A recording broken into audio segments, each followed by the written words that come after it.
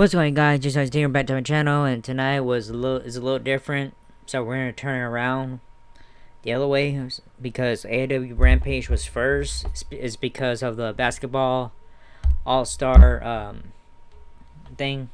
So yeah, I was kind of watching it a little bit real quick, but after Smackdown was over. So yeah. Anyways, we're gonna turn around a little bit and let's get to it then.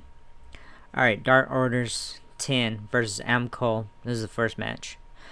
Following the Elite and Dark Orders run-in on Wednesday, Preston 10 Vance took on Cole in the opening bout of this week's show. Vance shoved Cole down after they first locked up, so Cole grabbed him in a headlock. He tried to knock 10 down with the running shoulder, but he quickly found he didn't have the size to make an impact. Cole missed a pump kick and sent him head over heels with the German suplex. He held Cole up for a long time before dropping him with a vertical suplex for a 2 count. Cole kicked him in his bad knee and threw him out of the ring so he could use the steel steps to inflict more damage to the leg.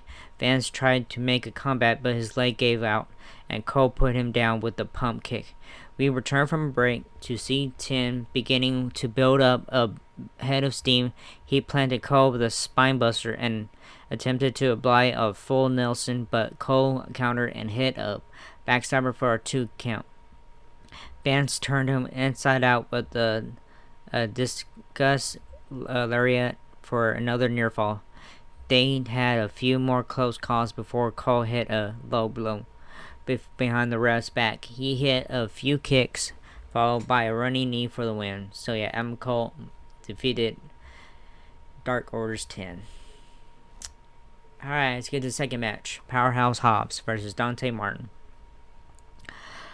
This is the qualifying match for the Revolution ladder match for on March 6th. Alright, Hobbs did not want to wait for the bell and crush Martin in the corner. The ref backed him off, and when he tried to do it again, Martin hopped out to the apron and hit a couple of kicks. He jumped on Hobbs' back, but was easily thrown off. He hit a springboard drop kick followed by a standing drop kick that sent Powerhouse out of the ring. Hobbs blocked him from hitting a springboard and dropped him across the top rope. He got a running start and sent Martin flying with a body check. He retrieved Martin and threw him back into the ring the hard way. We returned from break to see Hobbs still controlling the pace. Martin tried to make a comeback with the serious kicks and uppercuts, but one clothesline from Hobbs put him back on the mat. Martin sent Hobbs out of the ring and hit a huge springboard corkscrew to take him down. He followed up with a massive missile dropkick, but he couldn't keep the big man down for the pin. Hobbs recovered and hit a spinebuster for the win out of nowhere. So yeah, Powerhouse Hobbs defeated Dante Martin. Alright, third match. Again with the 5-minute rookie challenge. Angelica Risk versus Serena Deeb. Deeb's rookie challenge involved a woman named Angelica Risk. This week, as usual, the professor looked supremely confident as she walked to the ring. She and Risk traded hammerlocks before she took the newcomer down from behind and stepped on her back to show disrespect.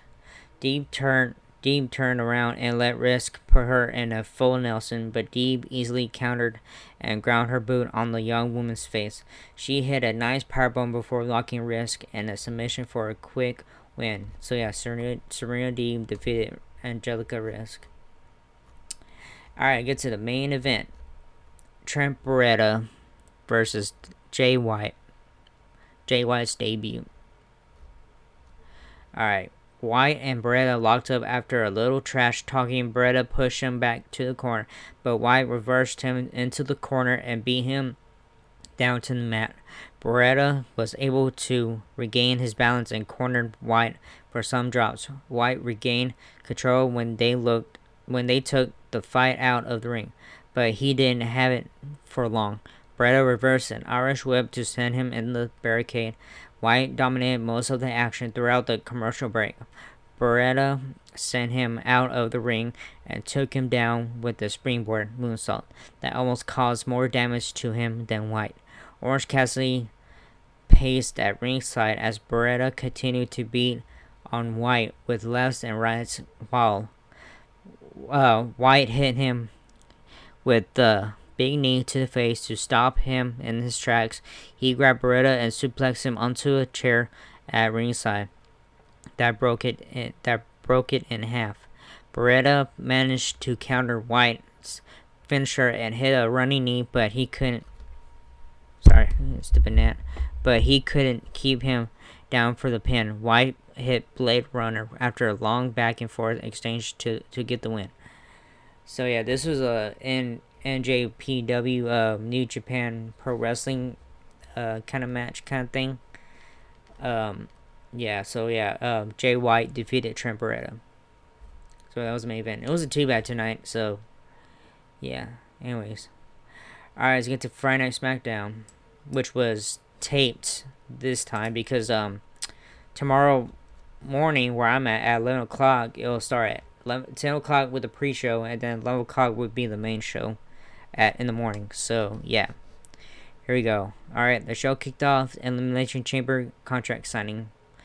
WWE official Adam Pearce introduced SmackDown Women's Champion Charlotte Flair, Sonya Deville, Naomi, and Ronda Rousey ahead of their contract signing for the blockbuster tag team match Saturday at Elimination Chamber. Back and forth, bickering gave way to the heels signing the contract. Deville then revealed that in their match, Rousey will compete with one arm tied behind her back following comments made in a recent interview. Rousey, unaffected by the stipulation, tossed the contract at Flair and slammed her head into the table. The heels cleared out of the ring, and the babyfaces stood tall to close out the segment. Yeah, okay. First match, Ricochet versus Sheamus. Sheamus and Ricochet continued their seemingly unending rivalry, clashing in singles competition in the night's opening contest. The one and only threw himself through the air, looking to negate the strength and advantage of his opponent. Sheamus would utilize his fury and power to down Ricochet, seized control of the bout midway through, but the babyface's resilience kept him in the match.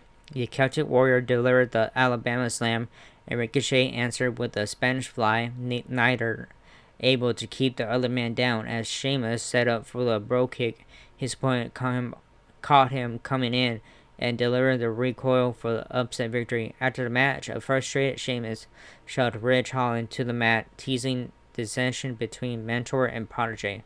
So yeah, Ridge Holland kind of like did a little distraction. That's how Sheamus lost. All right, the second match, Ivar versus J Uso. Ahead of their SmackDown Tag Team Championship clash Saturday in Jeddah, J Uso battled Ivar of the Viking Raiders, their respective partners accompanying them at ringside. Ivar used his size and strength advantage to overwhelm Uso, but a super kick by the heel kept him in the match. Uso grounded the big man and worked him over, applying a chin lock. A big clothesline from Ivar allowed him to recover, then mount a comeback just as it appeared as though he was closing in on the win. Jimmy Uso attacked, drawing a disqualification. Eric made the save, rocking him with his headgear before the top contenders to the tag titles stood tall. So yeah, Ivar defeated Jey Uso. Alright, little promo here. Drew McIntyre on his match with Madcap Moss at Elimination Chamber. Prior to his Falls Count Anywhere with Madcap match at Elimination Chamber, Drew McIntyre made his way to the ring and recalled his prior days in New Orleans, where he ended up in the back of a police car and whatnot. After promising a Madcap Molly, Moss and Happy Corbin appeared. A verbal back and forth ensued. McIntyre got the last word, ominously pointed at Angela as his rivals, and the segment came to an end. Alright, hold on, let me see real quick. Alright, the last match for tonight was the Intercontinental Championship match with Shinsuke Nakamura versus Sami Zayn. Sami Zayn earned the right to challenge for the Intercontinental Championship match by way of his win in the 12 Days of Christmas Gauntlet match in December, and Friday finally got his opportunity to battle Shinsuke Nakamura for the title. Zayn controlled through the commercial break, wearing Nakamura down and slowing the pace while doing so. The champion fought his way back into the match, but Zayn immediately halted his momentum, driving him to the mat with the Michinoku driver for a near fall. Outside, Nakamura charged at Zayn, only to collide knee first with the steel steps. As the show headed to another commercial break, shaking off the pain, the artist set up for Kinshasa, but Zayn avoided and downed the champion. He disrespected his opponent, stomping him in the corner. Nakamura returned the favor as the challenger was draped in the ropes. Nakamura set up for the Kinshasa one more time, but Zayn bailed to the floor and once again targeted the knee of his opponent, wrapping it around the ring post repeatedly back in the ring. Zayn kicked Nakamura's leg out from underneath him and scored the title off a roll-up. So yeah, Zayn defeated Shinsuke Nakamura to win the Intercontinental Championship. So yeah, there you go. Alright, Roman Reigns and Goldberg face to face. This is the last part of Smackdown, which is a little promo. So yeah, here we go. Universal Champion Roman Reigns demanded New Orleans acknowledge him, then told special counsel Paul Heyman to celebrate him. Heyman went into hype mode, really putting the tribal chief over ahead of his championship defense against Goldberg Saturday in Jeddah. Then the familiar drums of Goldberg's theme song exploded over the PA system, and the Hall of Famer entered the arena to a thunderous ovation. He approached Reigns and exclaimed, "When it comes to the Universal Championship, I'm next." The show went off the air with the tense stare down between the two. So yeah, that was it. And first off, I should have done this first. First off, congratulations to The Undertaker finally heading into the WWE Hall of Fame 2022 this year. So yeah, I'm happy about that. That was the important thing earlier today. So yeah. Anyways, that was it. And I see you all. I don't know what time in the minute you're gonna finish. Like at 2 o'clock or 3 o'clock, somewhere around there. I see you guys in the afternoon, and all that stuff. And I see you all in the next video. Laters.